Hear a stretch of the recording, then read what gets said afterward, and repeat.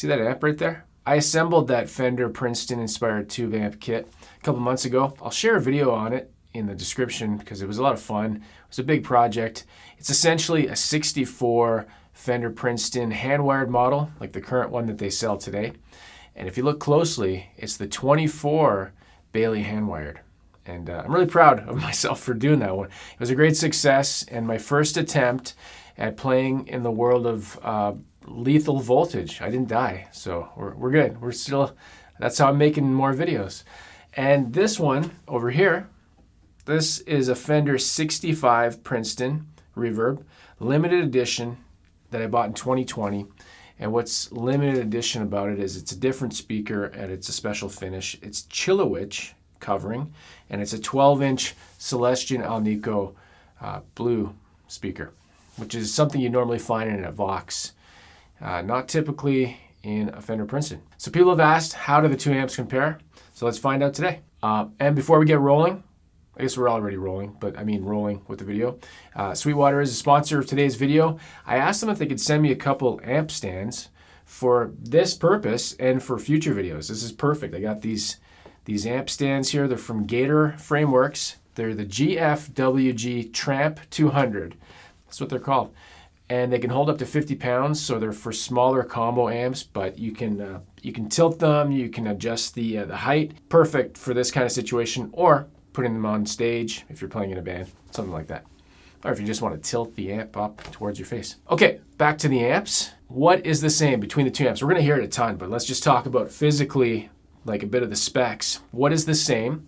They both share the same tube configurations, and I'll pop those up on screen. We got 6v6 power tubes. I forget the rectifier tube name.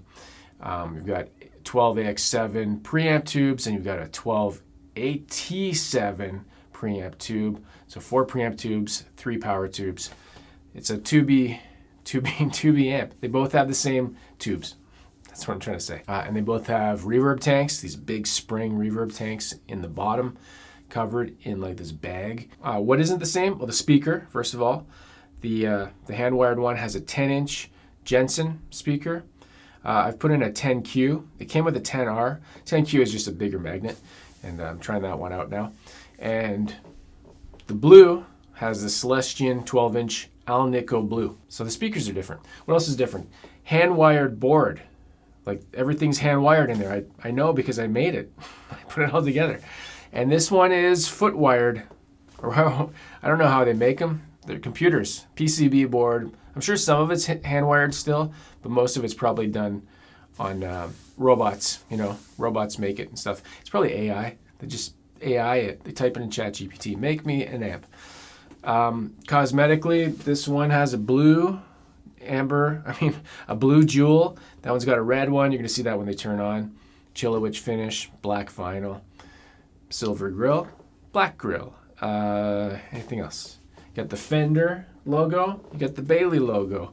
And this is a thing I got made by a company. A plate, a badge. They call it a badge. It's a weird name. A badge.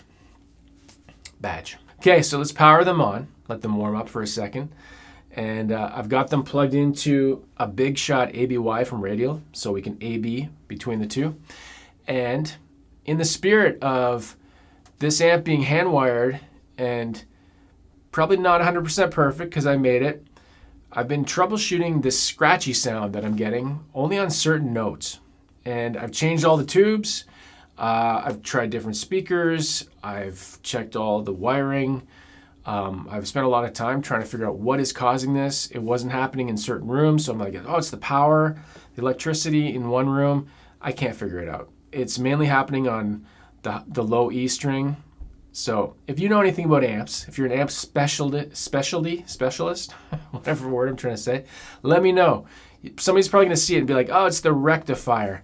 Rectifier damn near killed the fire. I'm sorry. Let them glow for a little bit, get powered up. Yeah, so I'm not even gonna try to hide the scratchiness. When it happens, it's gonna happen. And we'll play some stuff and I'll A/B between the two amps so you can hear the difference in the room, because I'm capturing it in the room. We're not close micing it. I've got a Tascam Portacapture X6. It doesn't capture the low end amazingly well, but I think it does a good job. If something peaks, it'll capture that and then lower the volume down. So it's good for adjustments. And this is new. I haven't done a featured video on this yet, but I am working on it. This is a brand new guitar from Lewis Guitars. This is called the Minnow. It's got two P90s, and I thought it'd be a good thing to use through these amps, through Princeton's. Single coils. P90s are like single coils that have a throaty humbucker kind of essence, right? So yeah, so watch for a video in the future. I'll put a link to this guitar, and I have a code too if you want to get one or check them out. Check out the site. We'll go through the amp, like left to right.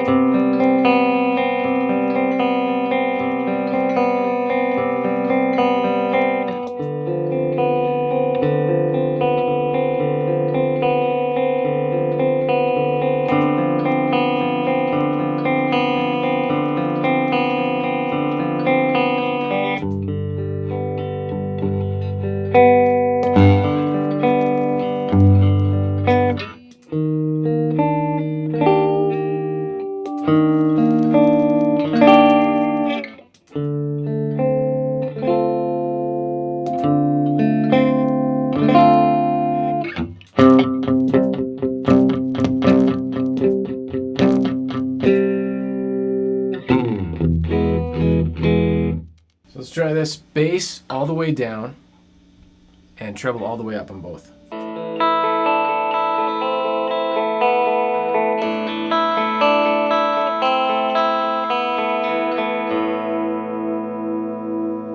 Thin, kind of thin sounding. Didn't sound too bad though. Let's turn it up. Let's bring everything back up to 5.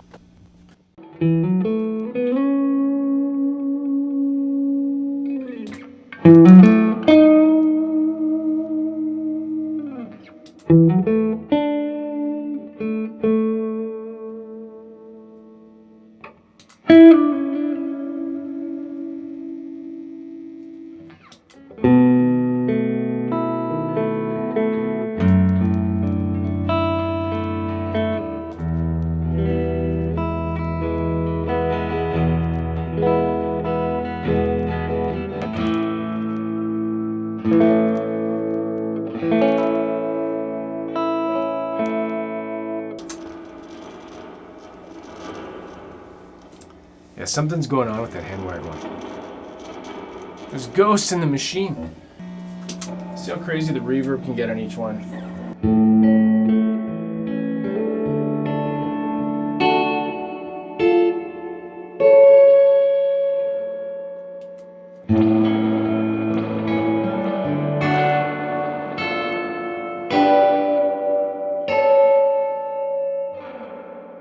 Definitely, this one's mellower, the blue, and this one's brighter for sure. Overall, this amp is brighter just because of the speaker. Okay, let's try the tremolo because I really noticed a big difference. So I'll take all the reverb off so there's no, there's nothing interfering. Max intensity, but like level 2.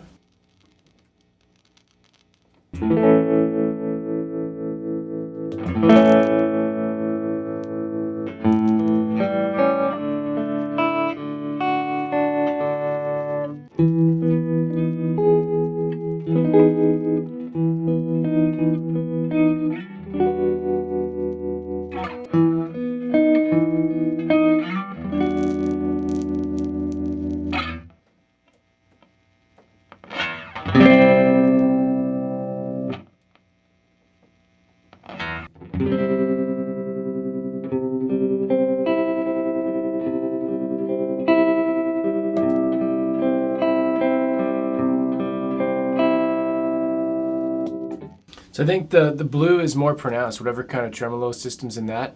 I don't know how these things work. I think it's a person inside spinning a wheel or something. It's a little mouse playing on a wheel.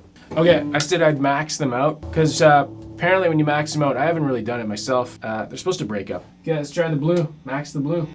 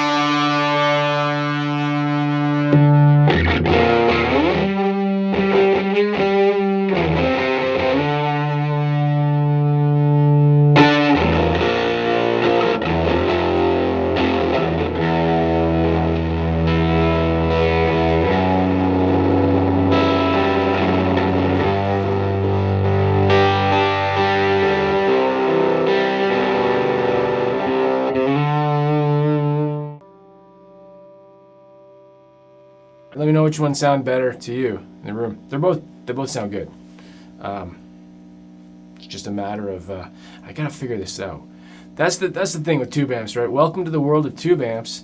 You might have problems with it. So here's some wet dry.